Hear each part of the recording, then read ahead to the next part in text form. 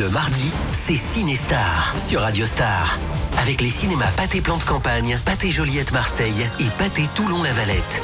Et Kevin. Bienvenue sur Radio Star, on retrouve notre spécialiste ciné Kevin pour Cinestar, je le vois là, Kevin ce soir il est sur son 31, il a mis le smoking, je crois qu'il y a un événement particulier, ça va Kevin? Oui, salut, ça va et toi? Très bien. Bel événement en effet, c'est le début du Festival de Cannes aujourd'hui. Et oui, l'ouverture, alors tu m'as dit que tu allais au ciné pour voir l'ouverture, un truc de fou.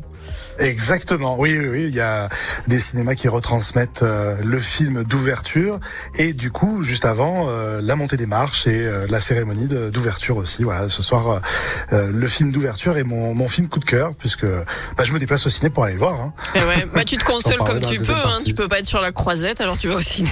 Voilà. Et non, malheureusement. Allez, on entre dans le vif du sujet. Ce premier film que tu vas nous présenter, c'est un jeu de miroir et de destin croisé avec, mais j'ai halluciné, une pléiade de stars. Ah oui, exact. Ça s'appelle Histoire parallèle. C'est une romancière espionne qui espionne un petit peu ses voisins d'en face. Quand elle engage un jeune homme pour l'aider dans son quotidien, celui-ci va bouleverser sa vie et son travail jusqu'à ce que la fiction qu'elle avait imaginée dépasse la réalité. On écoute un extrait de la bande-annonce.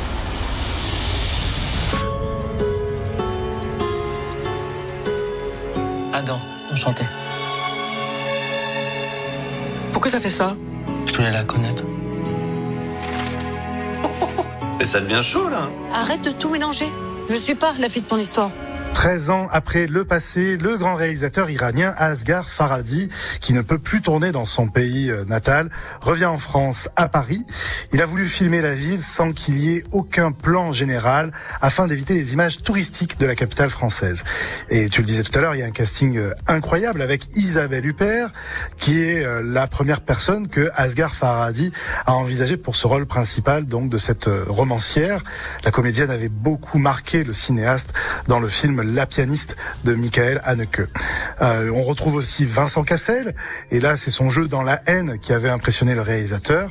On a aussi bien sûr Pierre Ninet dans le rôle du comte de Monte Cristo. Il avait évidemment plu et ému beaucoup de monde, notamment en France, qui avait été un véritable carton.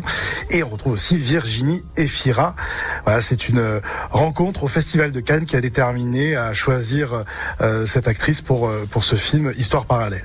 Ce film d'ailleurs présent en compétition officielle au Festival de Cannes cette année, une habitude pour Asghar Farhadi qui a obtenu 3 prix prestigieux pour 3 films différents depuis 2013.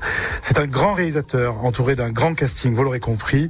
Alors que puis-je vous dire de plus pour vous convaincre d'aller voir Histoire parallèle en salle cette semaine au cinéma?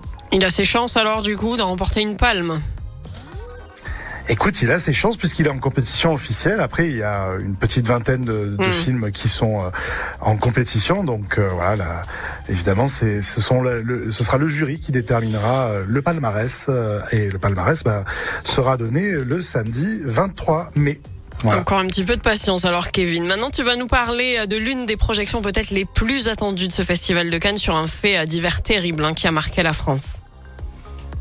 Oui, ce film s'appelle L'Abandon, c'est l'histoire de Samuel Paty. Alors tout le monde connaît désormais le nom de ce prof d'histoire géo assassiné à la sortie de son collège pour avoir montré les caricatures de Mahomet issues du journal satirique Charlie Hebdo. À la lumière des enquêtes et des procès, ce film revient sur ses 11 derniers jours et l'engrenage qui a conduit à sa mort tragique. On écoute un extrait de la bande-annonce. J'ai jamais rêvé d'être un héros. Mais que mes coups réveillent une vocation, ça oui, j'avoue que j'en ai rêvé. Bonjour monsieur Paty. Aujourd'hui, on va faire une étude de cas. Liberté d'expression, liberté de la presse. Ça vous dit quelque chose? C'est Charlie Hebdo? Exactement. Pas de blague aujourd'hui? Bon allez, une blague pour Drissou. Il y a un problème? Alors c'est évidemment un sujet épineux qui se voit adapté au cinéma, tant la brutalité de cet assassinat a ému la France entière en octobre 2020. Cet acte résonne encore dans les mémoires de beaucoup, et pour le réalisateur, il est question de raconter cette véritable tragédie derrière l'effroi collectif. Le scénario a été établi à partir de nombreux documents, témoignages et mails écrits par l'enseignant. La sœur de Samuel Paty a été impliquée dans le processus d'écriture, et le réalisateur qui a assisté au procès s'en tient aux faits et rien qu'aux faits. Le film s'intitule L'abandon car l'histoire de Samuel Paty est, selon le réalisateur, une succession d'abandons, de dysfonctionnements, de lâcheté ou de naïveté qui ont conduit à ce drame. Ce titre fait également référence à la solitude de Samuel Paty, pris dans une mécanique institutionnelle et sociale qu'il a laissée sans protection malgré la connaissance rapide du mensonge à l'origine de l'affaire. Alors L'abandon, c'est un film dur mais nécessaire à découvrir en salle cette semaine au cinéma. C'était ma conclusion, un film plus que nécessaire pour la mémoire collective. On va faire une petite pause, Kevin. Cinestar. Radio Star. Un nouvel épisode chaque semaine avec Kevin sur Radio Star. On est de retour dans Cinestar sur Radio Star avec Kevin, notre spécialiste ciné. Dans cette partie, tu vas nous dévoiler ton coup de cœur spécial Festival de Cannes, bien sûr, puisque ce soir, c'est l'ouverture de la 79e édition. On se languit quand même l'année prochaine, 80 ans, il va y avoir un truc de fou, je crois. Oui, ça va être un bel anniversaire et je crois que dans 2 ans, c'est aussi l'anniversaire des Oscars qui fêteront leur 100e. Waouh. Tu vas te régaler, hein. Ouais, ça va être plein de surprises, ça c'est sûr. Alors ton coup de cœur, c'est tout simplement le film qui va faire l'ouverture ce soir. Tout à fait, ça s'appelle La Vénus électrique, ça se passe en plein Paris des années folles. C'est l'histoire d'un jeune peintre en vogue qui n'arrive plus à travailler depuis la mort de son épouse, et qui désespère son galériste. Un soir d'ivresse, il tente d'entrer en contact avec sa femme par l'intermédiaire d'une voyante et sans le savoir, il parle en réalité avec une modeste foraine qui se révèle douée pour l'imposture et promet au jeune peintre de retrouver l'inspiration pour le plus grand plaisir de son galériste. Mais les choses se compliquent, alors l'usurpatrice tombe doucement amoureuse de l'homme qu'elle manipule. On écoute un extrait de la bande-annonce. Tu ne me jugeras pas, mais non, jamais. Depuis quelque temps, j'ouvre une médium. Comment s'appelait l'être cher? Irène. J'entends quelqu'un murmurer un prénom. Quel prénom? Antoine? Hein? Qui êtes-vous pour abuser du malheur d'un veuf, pour profiter ainsi de sa fragilité? Tu es ma lumière dans les ténèbres. Est-ce que tu m'as pardonné? Redis-le, s'il te plaît. Je t'ai pardonné, Antoine. Alors je vais vous dire pourquoi mon film coup de cœur de la semaine est La Vénus électrique en 3 points. Le premier, c'est le casting 5 étoiles de ce film. Tout d'abord, ce trio, Pio Marmaille, Anaïs de Moustier et Gilles Lelouch, qui s'en donnent à cœur joie dans ce jeu de dupes. Pio Marmaille, qui a été nommé 7 fois au César, est décidément l'un des acteurs les plus polyvalents et talentueux de sa génération. Je pourrais citer de nombreux films que j'apprécie tout particulièrement où il fait partie du casting, mais je m'en tiendrai à sa description de beau brun ténébreux qui est l'objet des convoitises de femmes de son entourage. Anaïs de Moustier, qui s'est illustrée aussi dans de nombreux grands films, dans le drame, tant dans le drame que dans la comédie.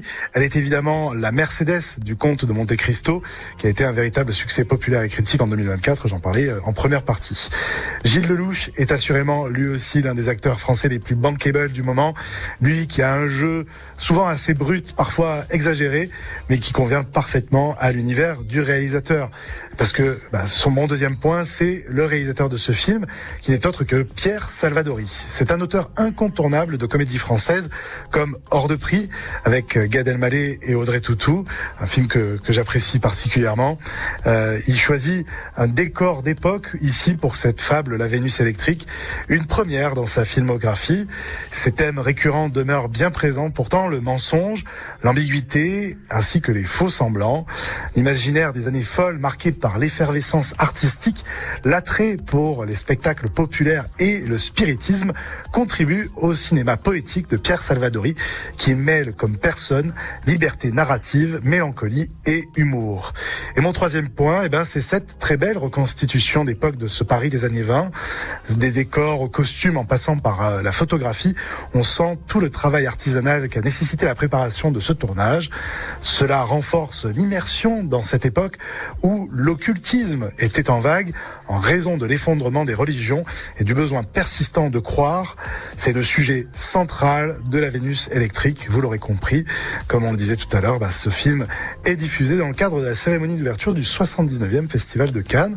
Donc allez le voir en salle, il sort dès ce soir dans certains cinémas et évidemment demain dans tous les cinémas.